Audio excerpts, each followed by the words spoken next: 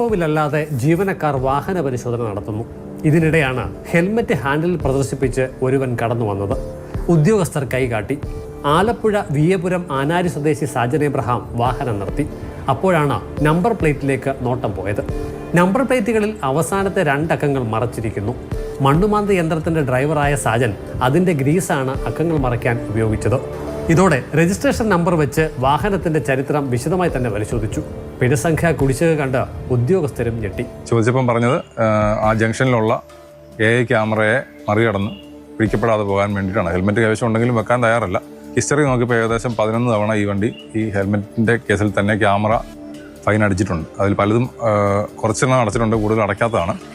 Number plate ശരിയായ രീതിയിൽ പ്രദർശിപ്പിച്ചില്ലെങ്കിൽ 3000 രൂപയും ഹെൽമെറ്റ് വെക്കാത്തതിന് 500 രൂപ, അങ്ങനെ 3500 രൂപയാണ് ഇതിൻ്റെ ഫൈൻ. കൂടാതെ ഇത് ഡ്രൈവിംഗ് ലൈസൻസ് സസ്പെൻഡ് ചെയ്യപ്പെടാനുള്ള റീസൺ ആണോ എന്നും കൂടെ നമ്മൾ പരിശോധിക്കുന്നുണ്ട്. അങ്ങനെയാണെങ്കിൽ തീർച്ചയായിട്ടും അത് ആ നടപടി ഉണ്ടാവും. പിന്നെ തിരുത്തൽ ക്ലാസ്സിന് അയക്കാനുള്ള സാധ്യതയും പരിശോധിക്കുന്നുണ്ട്. പഴയതും പുതിയതും ആകെ 9000 രൂപയാണ് ഇപ്പോൾ വാഹനത്തിനുള്ള പിഴ.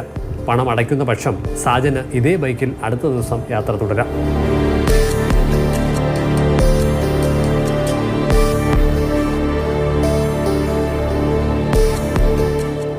മാതൃഭൂമി ന്യൂസ്, പത്തനംതിട്ട.